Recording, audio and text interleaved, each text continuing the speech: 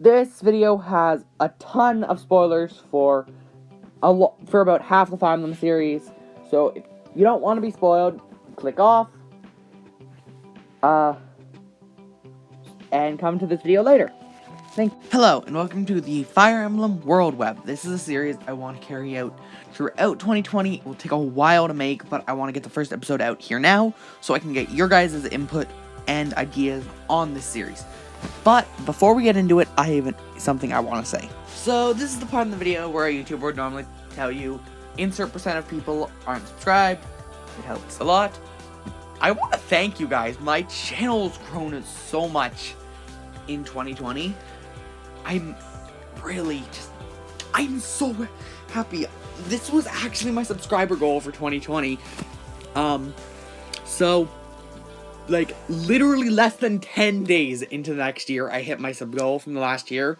That's just incredible. Thank you guys so much for the support on my videos. It means more than you could really think. So if you enjoy the content I make, subscribe. If not, it's completely up to you.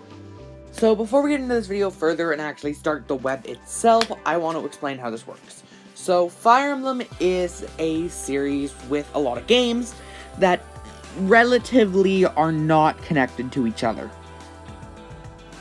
If you look at them, you really don't see Blazing Blade and Three Houses on the same page. You don't really connect them. So I want to try to actually connect every single Fire Emblem game.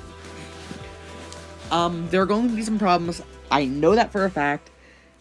Those will be encountered in a later video. I'm going to push them away as long as I can until they're necessary.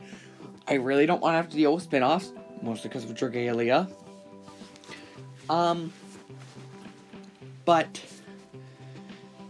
So today's episode is just on all the connections I could make baseline, with one exception.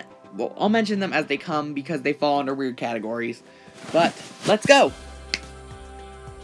I figure it's appropriate to start with Fire Emblem Shadow Dragon, since that was kind of the first game in the series, and I'm going to connect it to Fire Emblem Gaiden, also known as Fire Emblem Echoes. So, I'm sure there are more reasons. Archanea and Valentia are very geographically close to each other. You can see links to them a lot. I think the most obvious piece, and those who haven't played the games can pick up on it anyway because of heroes, are the White Wings. They appear in both games. Est got kidnapped somewhere along the way. The usual. And if you're like, how do you get this information from heroes if you haven't played either? I have not played Marth's game yet. I own it, I just haven't played it. I've played Echoes, but you might be like, how do you get that information from heroes? Maybe Valentia and Catria. But yeah, basically, those games are a very simple connection, and it is incredible that I was able to get those two off the list, as they are basically the main cementing points for the rest of this episode, branching off of these two games. Next up is Fire Emblem Awakening. This is pretty well the branching point for the next few. So this one comes down to an obvious one and a bit more niche trivia I want to throw in here, because I want to. There's some other stuff. This one's very heavily connected to Shadow Dragon, which makes sense, as Awakening was originally intended to be the final game in the franchise ever, because the series was not selling well. So, good job, Awakening. I wouldn't be here today if it wasn't for you. Or if I've ever played this series if it wasn't for you. Good job, Awakening! But the answer is Grima, very obvious if you played Echoes. There is a extra 6th chapter in the Gaiden remake, Fire Emblem Echoes, which I'll be referring to because I played the remake, not the original. And the extra bonus act, you face off against Grima, and it's actually the portrait I'm using here because Grima doesn't have a good portrait in Awakening, if you ask me. Grima is the final boss of Awakening. Not too much of a spoiler. God Dragon. I should really put a spoiler warning on this video. Whatever. Yeah, I'll do it in post. And this one, obviously, Chrom is also, I believe, the successor of Marth, I believe, if I remember correctly. And then, like, I know where... And then, the one that is just this fun, niche piece of trivia I want to talk about is with Walhart. So, Walhart is Alm's successor, of sorts. Alm is Walhart's ancestor, if I'm remembering correctly. Which is a lot more obvious when you think of the country of Valm. V-A-L-M. Remove the V. Alm. But that's what I remember hearing. Take that with a grain of salt, I can still connect it. And I'm going to address one more thing with Awakening. The DLC, I'm kind of taking both as evidence and not evidence, because this one, like, I think Awakening's DLC is one of the ones that's not going to count out of all the games with DLC. Mostly because it felt very fan-servicey. Meanwhile, like, having a bunch of these fan-favorite lords return. And also, Celica Pyra. Pyra Celica? If you've played Xenoblade 2, you know what I'm talking about. But, you know, it's this case of... This one felt more like a here's a bunch of lords from series past, instead of the other ones, which are, here's more information on the world that we've built in this game. We want to continue with the story, but we don't want to make another game, sort of deal. So, that's my thoughts on that, and that's what I would honestly give. So, I'm going to skip Awakening's DLC unless there's a major revelation. You guys can tell me in the comments. Next up is Fire Emblem Fates, being one of the games I was actually more concerned about. And yeah, I'm using a different language box art cover, unlike every other game in here. Games that only released in Japan, you get an exception. I don't have English box art. Just because this box art version, I think it was Korean or Chinese, happens to have Conquest and Birthright on it. So, felt more appropriate. I was concerned about Fates because, aside from Awakening, which is a remake, the newer Fire Emblem games have been very dissonant. And then I remembered the Awakening trio exists. Basically, I'm just going to explain this very quickly and very rough. Anikos, the main villain of Fates, split himself in two because he was going insane and evil and trying to murder his people.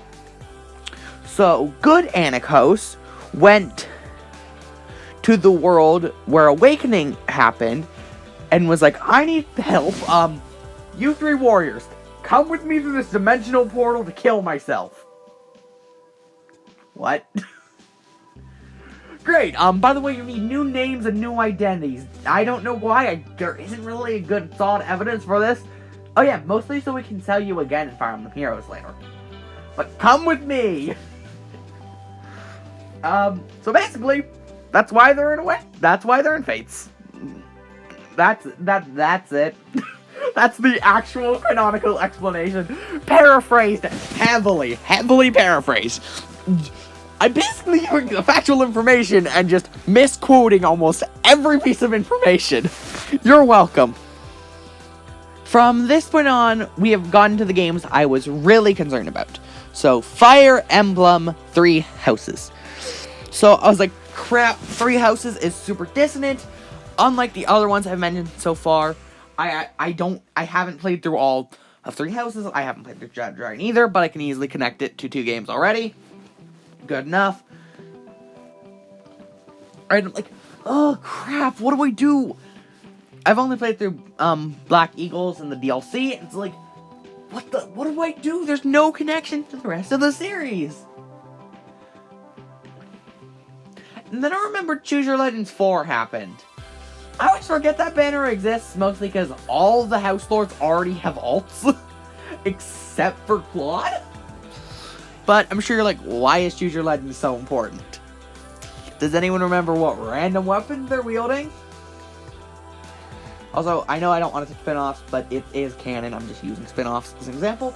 The Archanea Regalia. Despite Fodlan being in a completely different universe, Solthus just kind of decided, you know what I should bring with me? A bunch of random broken weapons from a battle. Whoa! Time to create a new world.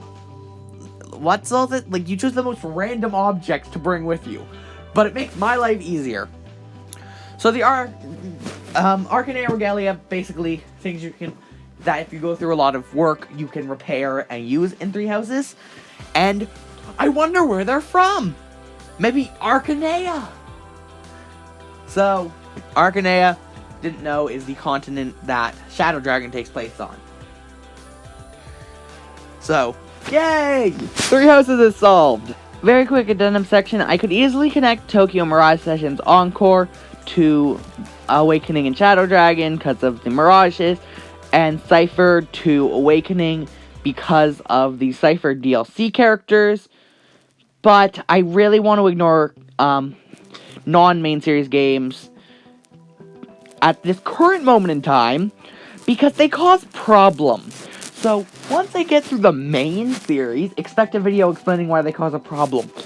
Like, genuinely, because of spin-offs. I'm researching those right now on the side while I research the other games.